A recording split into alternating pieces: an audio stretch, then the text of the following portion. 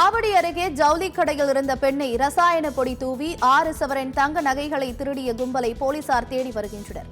திருவள்ளூர் மாவட்டம் ஆவடி அடுத்த திருமுல்லைவாயல் பகுதியைச் சேர்ந்த பெண் ஒருவர் சென்னை திருமுல்லைவாயல் சோழம்பேடு பகுதியில் சிறிய ஜவுளி கடை வைத்து நடத்தி வருகிறார். இவரது கடைக்கு வந்த மர்ம நபர்கள் இருவர் ஜாக்கெட் எடுப்பதாக கூறி துணிகளை பார்த்துள்ளனர். பின்னர் தாங்கள் எடுத்த துணியில் ரசாயன பொடி ஒன்றை தூவி உமாராணி மீது வீசியுள்ளனர். அப்போது உமாராணி சுய நினைவை இழந்த நிலையில் அவர் அணிந்திருந்த தாலி செயின் உள்ளிட்ட 6 சவரன் தங்க நகைகளை மர்ம நபர்கள் பறித்து சென்றனர்.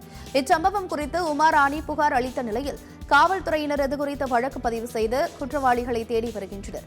மேலும் இச்சம்பவம் குறித்த சிசிடிவி காட்சிகள் இணையத்தில் வைரலாக பரவி வருகிறது.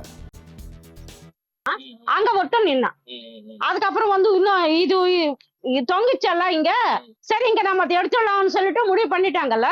அதுக்கப்புறம் இன்னொருத்தனும் ஃபால்ஸ் வேணும்னு அங்க டைவர்ட் பண்ணிட்டாங்க. என்ன கொடுத்துட்டு 120 ரூபாய் நான் கொடுத்துட்டேன் மிச்சம்.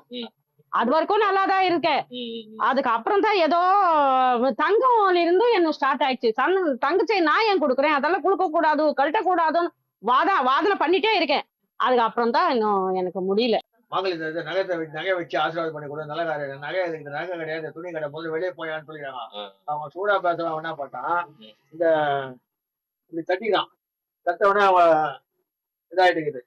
அவன் என்ன சொல்றான் அதுதான் இவன் காரணம் தவிர அப்புறம்